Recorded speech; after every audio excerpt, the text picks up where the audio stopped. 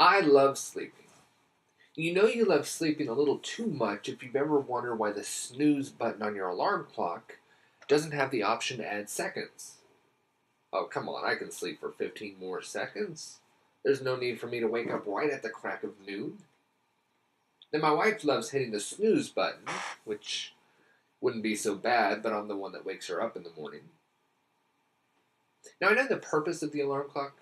I have one, I use it, but there's got to be a better way. One moment you're swimming with dolphins, the next moment, beep, beep, beep, beep. Now, sometimes I'm in such a deep sleep I can't even find my alarm clock to turn it off. Have you ever started your day off with one of those moments? Yeah, that's the way to kick the day off. Let's kick it off with an anxiety attack. And some people wonder why so many are addicted to caffeine. It's because our nerves are shot from the moment we wake up. We might as well keep them that way. Has anyone ever fallen asleep at work? Oh yeah, me neither. Now just a word of advice. If someone does ever walk in while you're sleeping at work, this is how you handle that situation. Hey, Doug. Doug. Amen. I'm sorry, what were you saying? Now, I think it's funny how adversely our priorities shift from when it's time to go to bed to when it's time to wake up in the morning. This is me at night. Okay, I'm going to wake up early. I'm going to read 3 books of the Bible. I'm going to go for a jog. Now, I know I've said it before, but I'm really going to do it this time. 5 hours later. Oh, thank goodness I set my alarm clock early. Now I can sleep for another hour. It's almost like 2 completely different people. Like in the morning, he's like, he said I'd do what? Why didn't he do that before he went to bed? Now you see, at night, that is when your mind is sharp. You've been awake for 16 hours. You remember how snug your pants felt that day. You remember the stack of paperwork that you left on your desk at work the day before.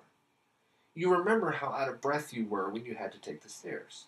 At night, that is when you are at the height of your mental capacity. If the nighttime you thinks that you should get up early and go for a jog, then you should do it, no questions asked. But we don't let the nighttime version of us call the shots, do we?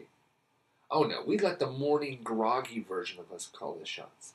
We let the version of us that just an hour before was swimming in a giant bowl of spaghetti with Bobby from the Brady Bunch. Oh yeah, that's the way to go. He's the one that's thinking rationally. Now, do you ever have that friend that likes to share their dreams with you? Okay, let me clarify. Sometimes dreams can be meaningful. Sometimes dreams can be a message from God.